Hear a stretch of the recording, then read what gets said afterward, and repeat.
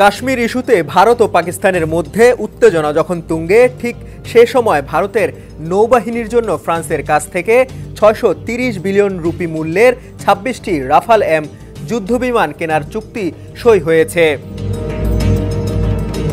ভারতীয় নৌবাহিনীর জন্য সংগ্রহে যোগ হচ্ছে ২২টি ১ আসনের এবং ৪টি ২ আসনের রাফাল এম ফাইটার জেট।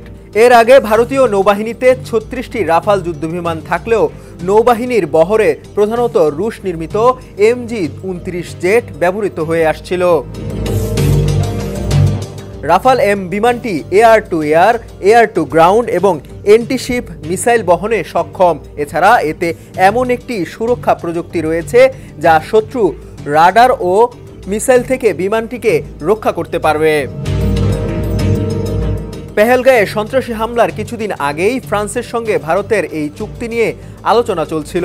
হামলার পর ভারত পাকিস্তান সম্পর্কের উত্তেজনা বেড়েছে এবং যুদ্ধের শঙ্কাও বৃদ্ধি পেয়েছে। যদিও দুই দেশই পারমাণবিক শক্তিধর, তবে সামরিক শক্তির দিক থেকে ভারত অনেকটাই এগিয়ে থাকবে। বান্ডেল থাকলে প্রতি সেনমানিতে টাকা বাঁচবে। বিকাশ সেনমানি বান্ডেল কিনে জিতুন প্রতি লেনদেনে। বিশ্লেষকদের মতে রাফাল মেরিন ভারতের নৌশক্তিকে আরও এক ধাপ এগিয়ে নিয়ে যাবে।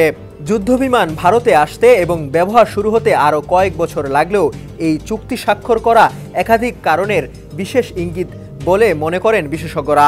তাদের মতে রাফাল চুক্তির পেছনে ভারতের দীর্ঘমেয়াদী ভাবনা রয়েছে। ডেস্ক রিপোর্ট, সমকাল।